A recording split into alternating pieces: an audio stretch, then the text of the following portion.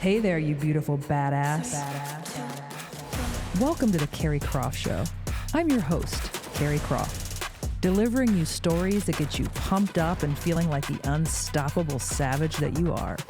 So grab your coffee, put on your game face, and let's do this thing, baby. Ready to elevate your self-care game? Boss Gal Beauty Bar is a modern med spa offering everything from cosmetic injectables, lasers and microneedling, to medical-grade facials and skincare. Conveniently located in Clintonville, Grandview, Powell, and Easton, making self-care a priority has never been easier. Use code CROFT for $25 off your first visit. Summer's coming in hot, but is your skin summer ready? Fine lines, sun damage, melasma. If these are cramping your vibe, the Moxie laser at Donaldson will leave you glowing. Nervous about lasering your face? I tried Moxie and it was quick and gentle, perfect for first-timers and all skin types. And my results? 10 out of 10. And if you're a first-timer at Donaldson, mention the Keri Croft Show for $100 off your Moxie treatment. Don't say I've never done anything for you. All right, Lisa Hinkelman, welcome to the Keri Croft Show. Thank you. You are just, if you could see what I'm seeing right now in terms of how well you go with like the backdrop, it's almost like, I mean, you couldn't put it together any better. I love it. It's so good. It's so good to finally meet you. Good to meet you too. So I want to jump right into this because I love the fact that you have a nonprofit for girls that helps build confidence and teach them how to live in the world in a more, I guess, just confident way, right? And I was looking at your website and looking at everything, and I could talk to you probably for hours about this. Yeah. What got you into this specific thing? Yeah, I think most of us as girls have experiences when we're growing up that shape who we become, right? And those experiences can make us feel better about ourselves or worse about ourselves. They can make us feel comfortable in our own skin or not. And I think I was one of those girls that was a tomboy at that time. That's what I was called during that time, because I was athletic and loud, and I hit puberty early, so I was like bigger than all the other girls in my class. And I had two older brothers, so I was always like looking for a fight or something, you know? And I moved to a new school, 5th going into 6th grade, and I just felt like I didn't fit in. I didn't have any friends. I looked different than people. The things I liked were different than the other girls. And it was just always this like trying to find myself and yet not wanting to make myself smaller. And that navigation was tricky for me. And I felt like I didn't really find my people until much later in life, meaning women friends, girlfriends, people who I could trust, and that would be my network. And once I did, I realized what I had missed along the way. So many years of feeling like nobody gets me, nobody understands me, I'm the only one. Girls are too much drama. I just rather hang out with the guys because they're just easier to get along with. And so I think that was like part of the really like core base of this work. But I became a counselor in my career, and in that work, it's really been centered around girls and women, and the sense that when we go through experiences in our life, especially as young people, they shape who we become as grown-ups.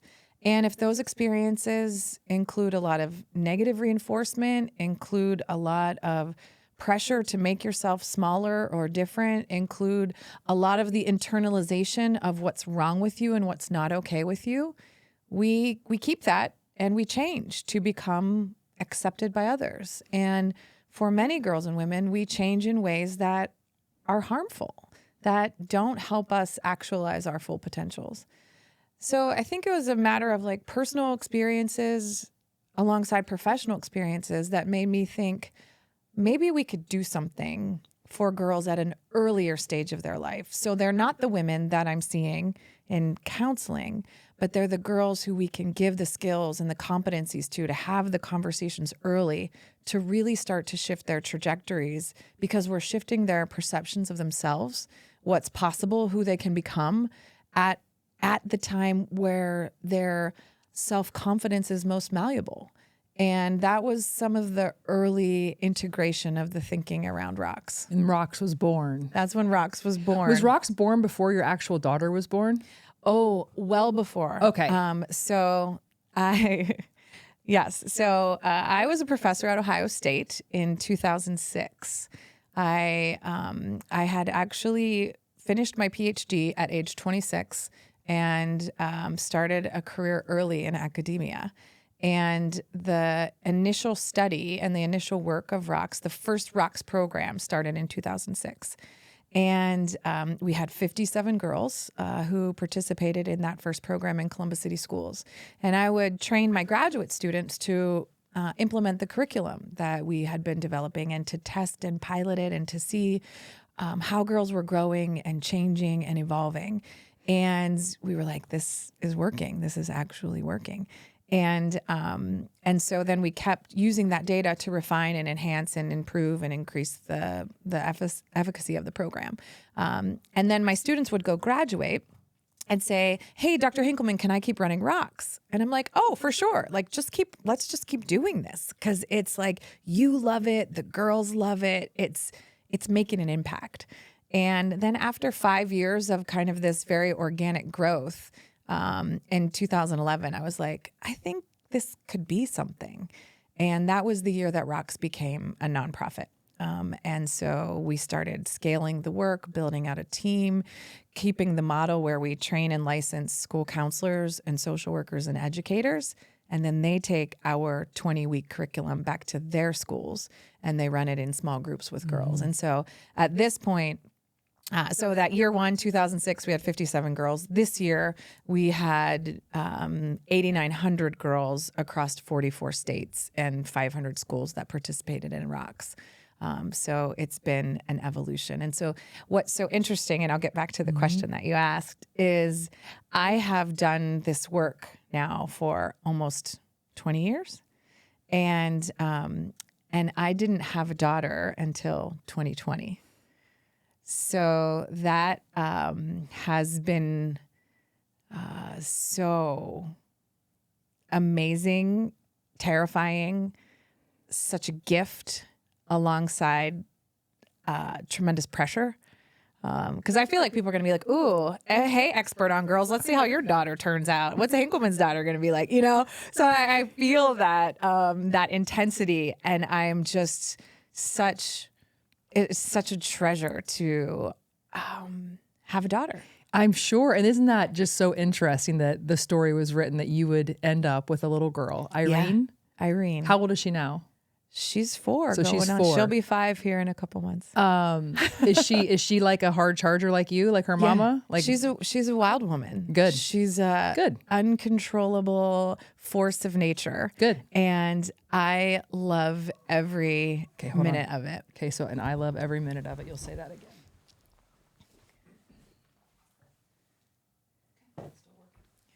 And if you see me on my phone, it's because I'm taking photos of you. Oh, that's or fine. B-roll video. It's not because I'm on Instagram. Okay, and then say, and I love every minute of it. And I love every minute of it. Okay, so parents of girls, if your ears aren't already perked up, this is a very important conversation you should be listening to, because you have a lot. So you wrote a book, then you also did like a study, the Girls Index. Yes. Where, you have very hardcore facts around girls and how they feel and how they're moving through the world. And there was several that I read, but the one where it's like 2 out of 3 girls say that they don't speak up because they want to fit in. 1 out of 2 girls, something about being perceived as bossy, which, can I feel that one? Like ever since I came out of the womb, bossy and domineer, like all these negative words that you're labeled with because you're a female. Yes. I mean, how about just like force of nature, powerful, rooted in competence, all these positive things. And what you're doing is such important work because you're catching these girls in their formidable years where it's like, okay, like you said, malleable. So let's talk some statistics for parents at home. I got lots of moms, lots of dads with lots of little girls. Yes. So what the real core of like, get right to the point of what would really impact them and they could take this away and go, wow. Yeah, I think some of the most compelling statistics. So the study that you're mentioning is called the Girls Index. And in the Girls Index, we partner with schools across the country to survey their girls. And it's a nationally representative sample. These aren't girls in rocks. These are just girls.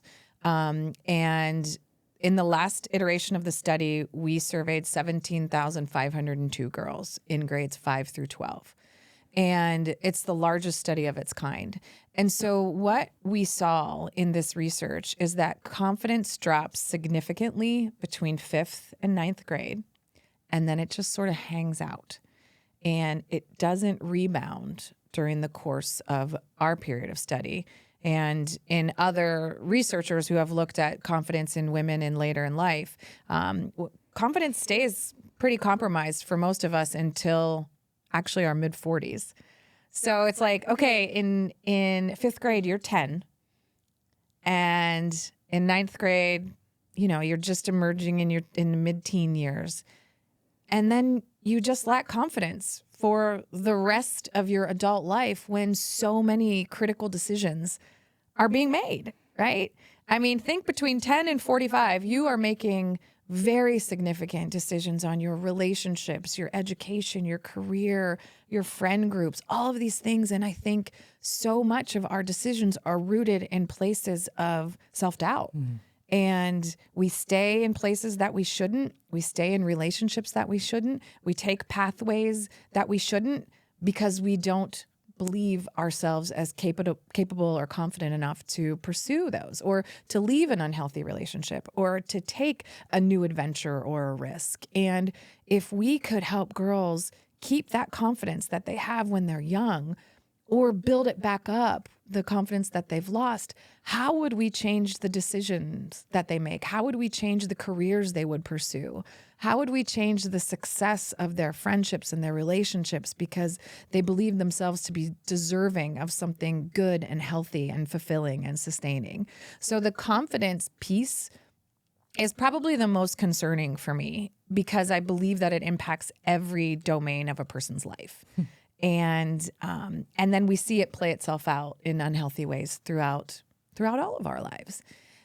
So the confidence piece is core. I think the other stats that you were referencing is the percentage of girls who don't speak their mind or disagree with others because they don't want to be perceived as bossy. And you're right. Bossy is a word that we tend to only apply to girls and women. You don't hear boys being called bossy. Instead, it's like, he's such a leader or he's really strong.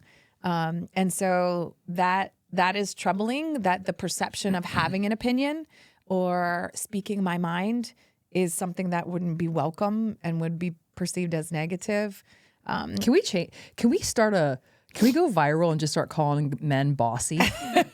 Like, hey, boss baby, you little bossy baby bitch. Right? I mean, because we do a lot of things of like trying to take back that word, and it just hasn't always gone. I'm gonna start doing that. That's one of my goals. Nail art in 2025 and calling men bossy. That is my two like pinnacles. Yeah, we have a shirt at Rocks and it says bossy, and then bossy's scratched out and it says leader. Yeah, because I think that those are leadership skills, like having opinions, galvanizing groups, in challenging perceptions, pushing back, engaging in discourse and dialogue. Like those are all really healthy behaviors. But when they're exhibited by men, they're seen as strength, and oftentimes when they're exhibited by women, they're seen as abrasive or that's a big old pile of bullshit right there is what it is. We're going to change that in 2025 and beyond. I'm totally here for it. Because I think most girls are too, right? Yes. Yeah. Absolutely. And to think that more than half of girls, believe that. And it is probably an appropriate time for me to bring up my favorite quote of all time. Okay. And one of my favorite hip hop lyrics of all time by Lil Wayne. Confidence is a stain you can't wipe off. I mean, I love it so much because it's true. Mm-hmm. If you have inner confidence that comes from, I mean, just really like rooted in your core, it's something so powerful that Yes. like it shakes people. It does. It's crazy. Yeah. And I think that sometimes we get this sense that confidence is arrogance, and it's not. And some girls, I think, get the sense that they can't be kind and confident at the same time. And I think you totally can. Like, I think that I'm a really nice person, but I also have boundaries, right? And so like I could be super nice and look out for you and take care of you and be empathetic, but like don't mess with me, right? And so I think that sense of having a strong sense of self and setting up some boundaries so you don't get taken advantage of it's confusing messages for girls, because we're often taught to be kind, right? And be nice, and people should like you, and you shouldn't be too loud, and kind of all of those traditional things. And I think it's not a matter of not being nice. Like, you can be super nice, but it doesn't mean that you turn into a doormat. Let's dissect the word nice. Sure. Because I have some opinions on that. Yeah. I would rather be called a lot of things than nice. Because yes, I'm a kind person. I'm very kind authentically for my people and in my ripple, and like I try to do kind things, and I know that about myself. So I don't have to walk around with this like I'm an empath, I'm kind. That's wild to me.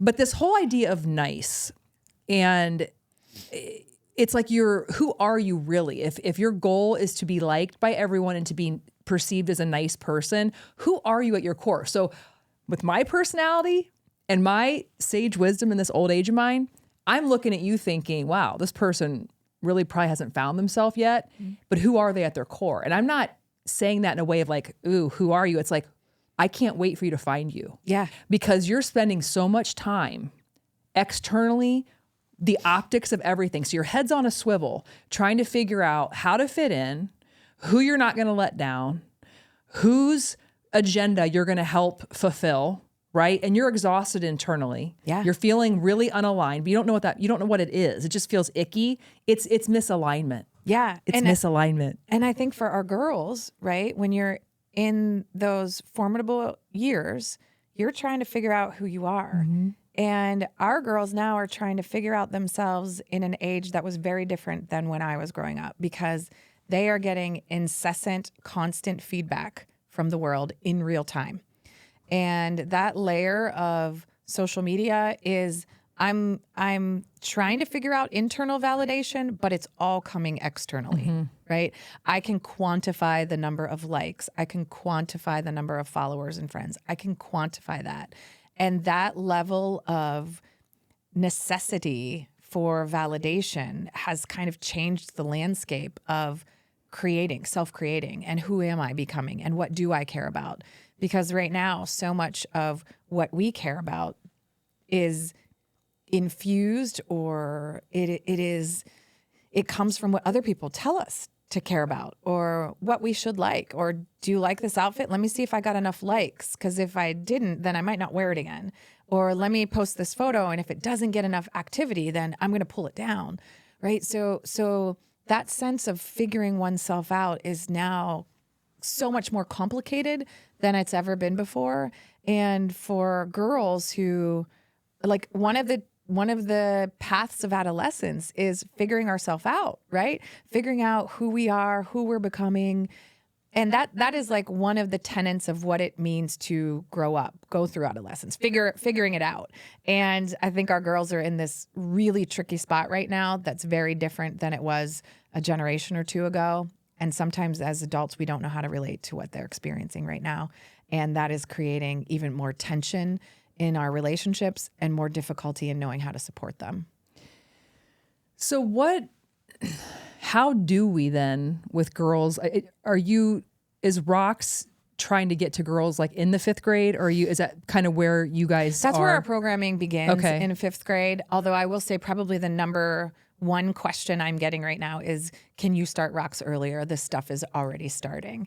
And it's starting well before fifth grade. The confidence challenges, the competition or conflict with other girls is already starting, and it's well established by fifth grade. So we're paying attention to those trends and the realities of, girls are developing earlier. They're hitting puberty earlier. They're exposed to more adult content much earlier, and so in many ways they're getting older younger. And but currently our curriculum starts in fifth grade and it goes all the way through high school.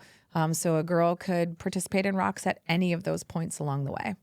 And what specifically would the experience be? So if there's parents out there like, wait, what is this rocks you speak of? I'm interested, Yeah. but what give them some meat. Yeah. So the rocks program itself happens during the school day. So the facilitators that run rocks programs are employed by school districts throughout the country.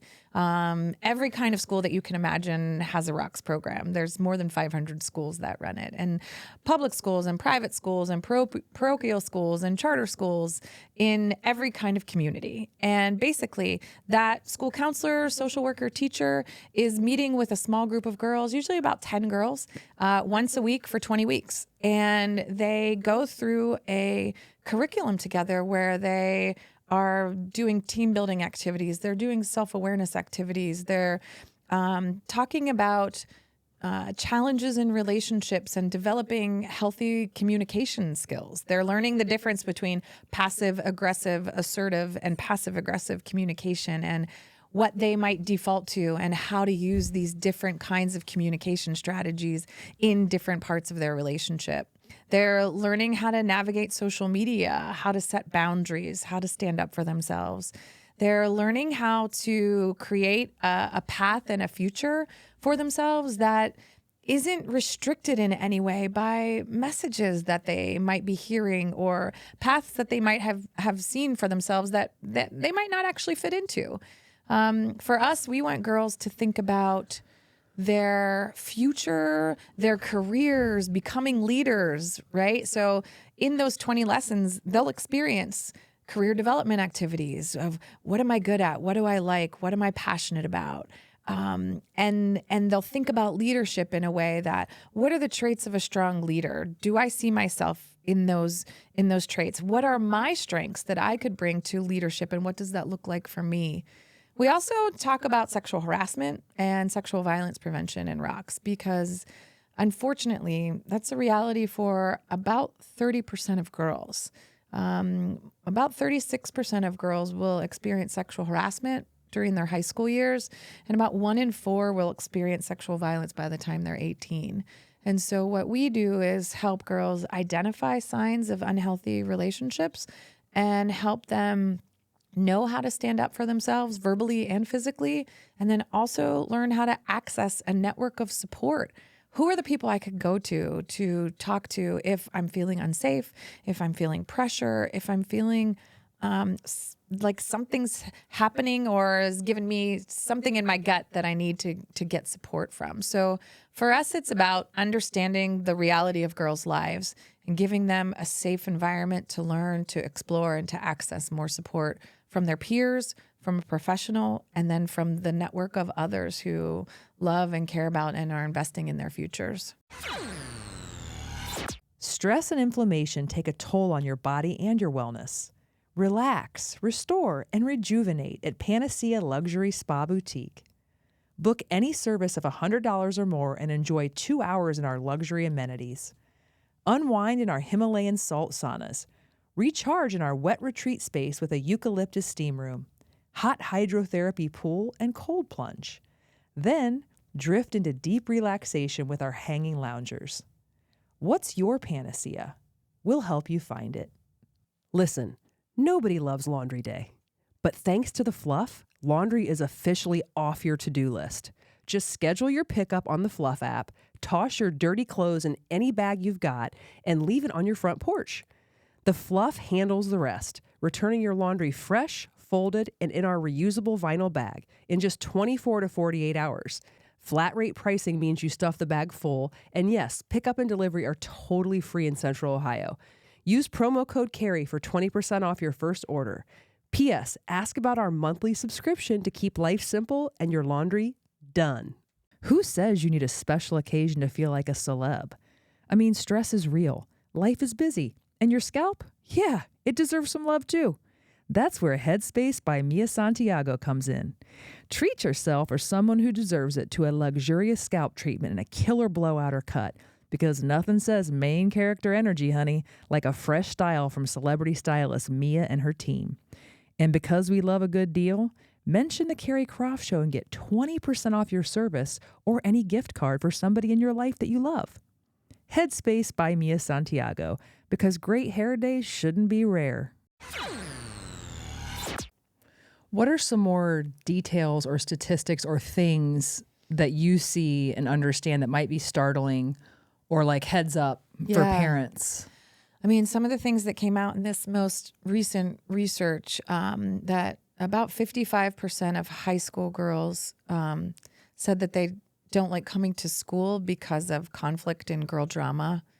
So that was something that I think we need to pay a lot of attention to, is that girls' relationships with girls can get so high in competition and conflict that it impacts their desire to even want to be at school. And oftentimes we're like, oh, who cares what those girls think? You shouldn't even pay attention to them anyways. Just quit looking at your phone. And then they feel like they can't talk to us about it because we're diminishing what their experience is. And so I think when girls are coming to us with things that we might think might not be that important, or like, oh, that's so dramatic, or you shouldn't care that much about them, or those girls aren't nice anyway. You're going to meet nicer girls when you go to college, or who cares what he thinks about you.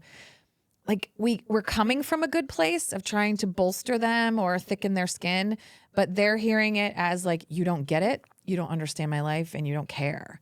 So I think one of the things we have to pay attention to is how girls are actually experiencing their relationships, their environment, their desire to want to be at school, and meet them there so we can understand it better.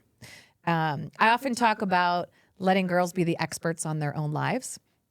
And as adults, we have a hard time doing that because we're like, you don't know anything. You're not going to figure it out until you're 45. So let me just tell you.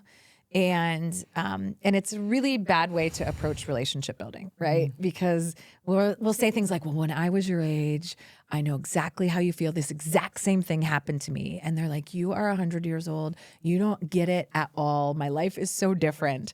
And then we just try to convince them like how cool or with it or how much we get it, instead of saying, you're right, like it's so different now.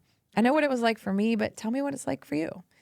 And that just shift in giving her a little more ownership of her feelings and experience, and allowing us to be invited into the conversation, can really be a moment of connection, because we're saying, I don't get it.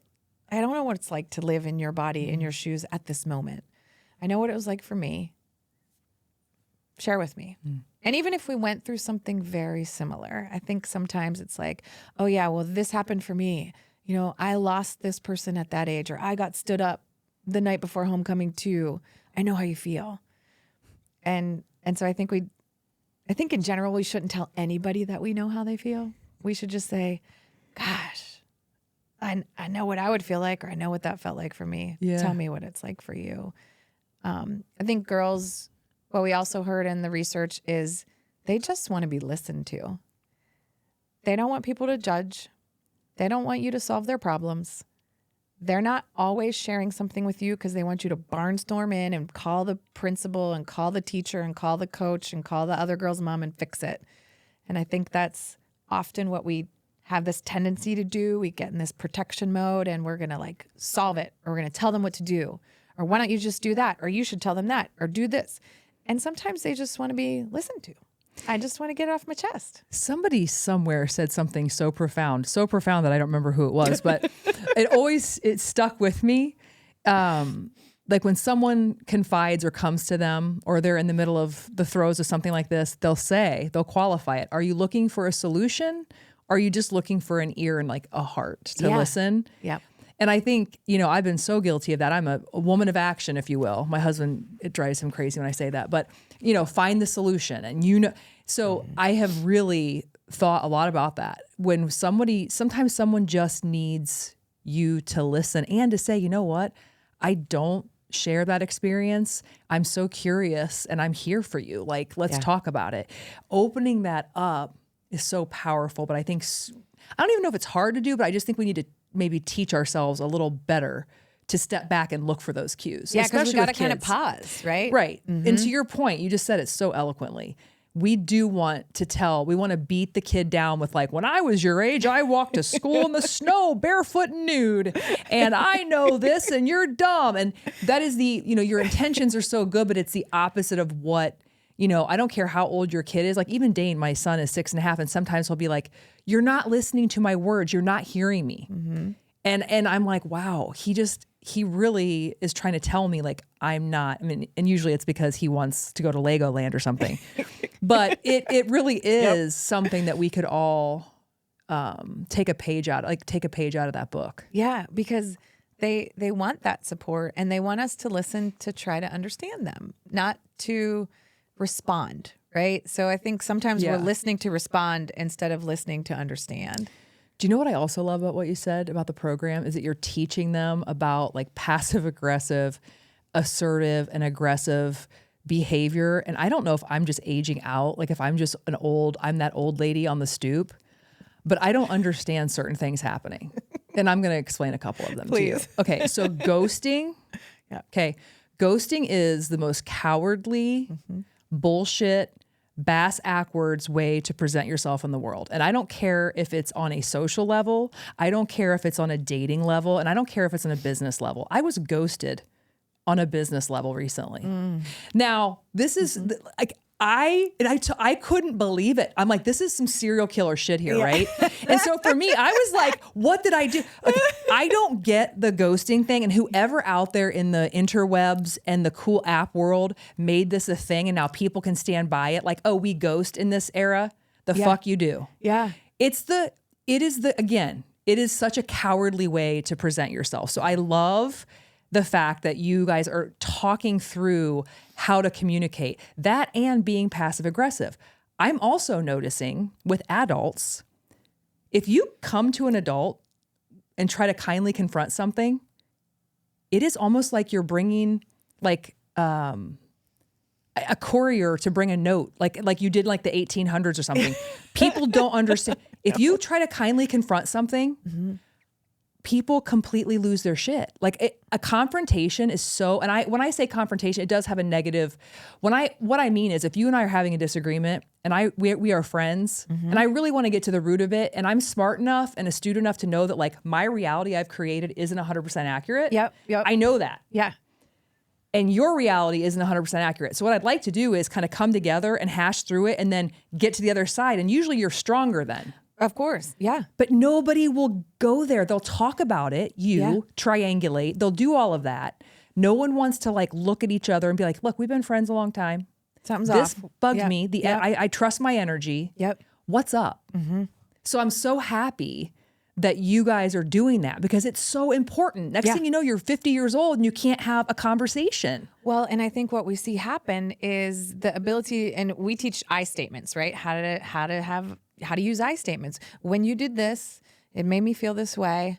I need this in the future, right? And it could be when you posted that picture online that I didn't look good in, and you didn't ask, it made me uncomfortable and I'd like you to take it down and not do that again. Or when you told me that the sleepover was canceled and then you posted all those pictures on Instagram with all the other girls except me, it totally hurt my feelings. And right.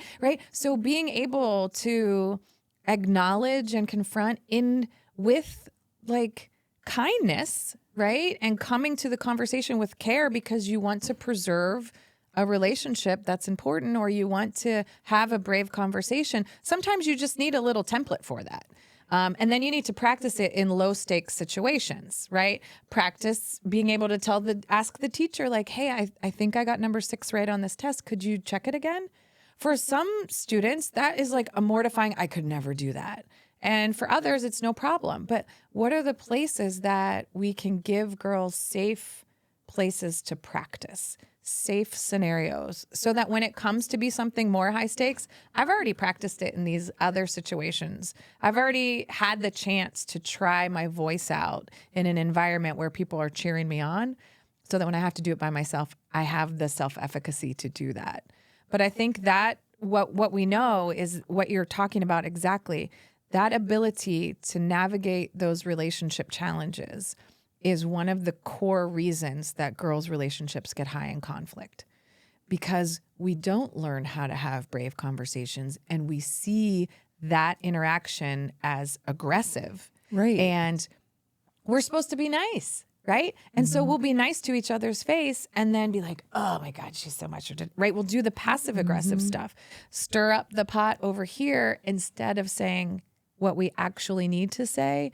And that passive aggressiveness, that hostility towards other women, it's so detrimental to us individually and collectively. Well, and you wonder why you're riddled with anxiety and constant thought train. You What know, are they thinking about me? What are they saying? Were they just talking about me when they went over there and I wasn't included? Yeah. And that starts for girls really young, and right? it continues into I know. adulthood. So I said I have a 4-year-old. This was, she has glasses. She's the only one in her pre-K with glasses.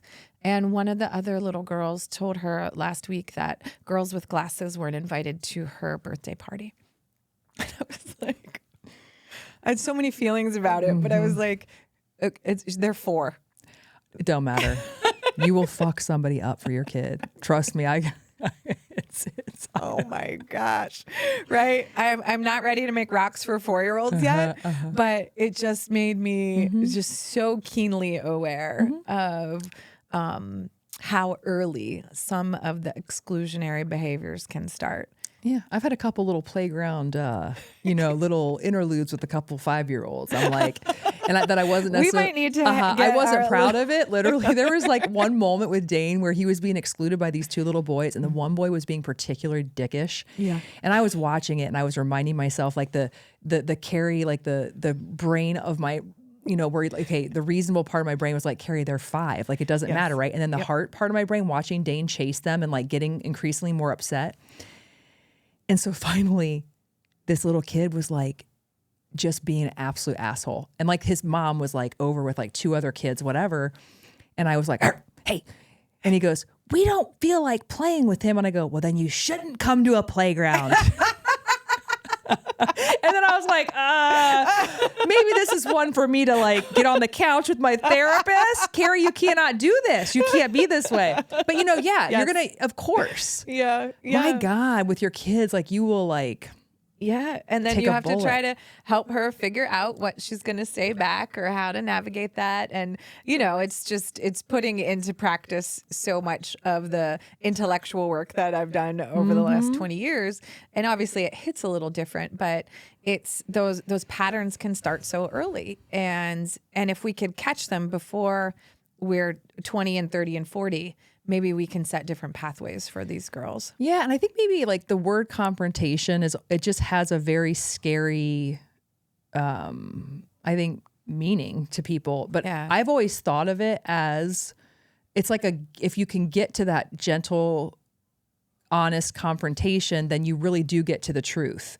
And for my own curiosity and my because I beat myself up about things like, what could I have done? What did I say? Like, I'll do that instead of externally doing it to the other person. I internally go after myself, which isn't any healthier, but I want to know. I'm so curious what I could have done, what's on the other side of this so we can figure it out. I can never get there with 98% of the adults. Like, I don't understand. Yeah. But if you saw it as an unlock, is it because people are nervous or they don't really want to know? Because I think a lot of people would rather, I'm comfortable in my narrative. I'm comfortable with my yes people. This feels really good over here to alienate. But if I really jumped over to look at that person's perspective and maybe I'd see myself a little differently, I don't think people really want to go there. I think there is that walking in someone else's shoes and empathy perspective, right? But then there's also the way you see yourself and the way others see you. And there tends to be mismatches there. And even as much work as we do for ourselves to try to be more self-aware and I'm the same way. I always look at like, okay, well, what could I have done differently there? How did I approach that? And sometimes it can be kind of debilitating because it's like, oh my gosh, right? We beat ourselves up and we play conversations over in our head and we want to test something else out, or we just are like, I totally screwed that up, or I thought I did it right, but they perceived it totally different than how I intended it to be. Right? Yeah. You know, and I think that is, I think it's better to be on that side because we're at least caring about it, right? We at least have the awareness that we're trying.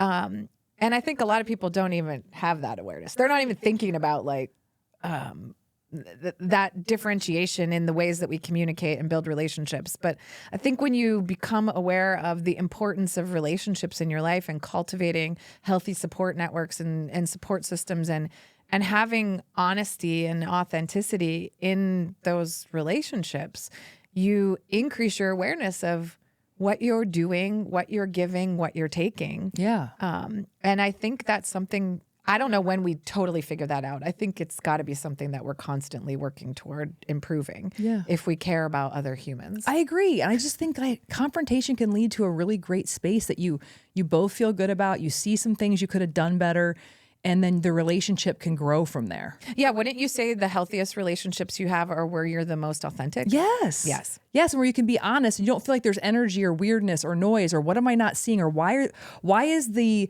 energy and like the behavior not in line with it. It just, I don't know. Like, I don't think there's any reason for that. I think the relationships where you feel like you have to walk on eggshells, right? Or censor yourself or just totally be so mindful of everything that you say and do because you fear the other person's response is an unhealthy relationship. Right.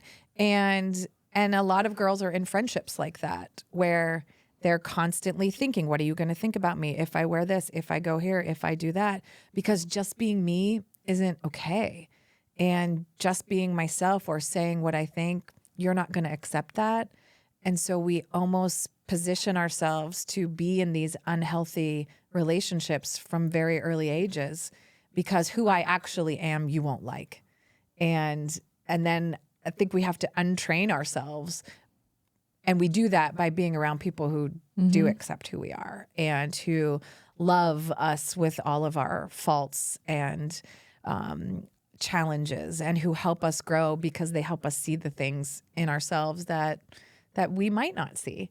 And I think that those are gifts of relationships that we have. Like, I think we don't just need cheerleaders all the time. No. We don't just need pep talks and people who tell us how great we are. And I'm just going to clap for you at every moment because we don't become better like that. We just get used to getting praised.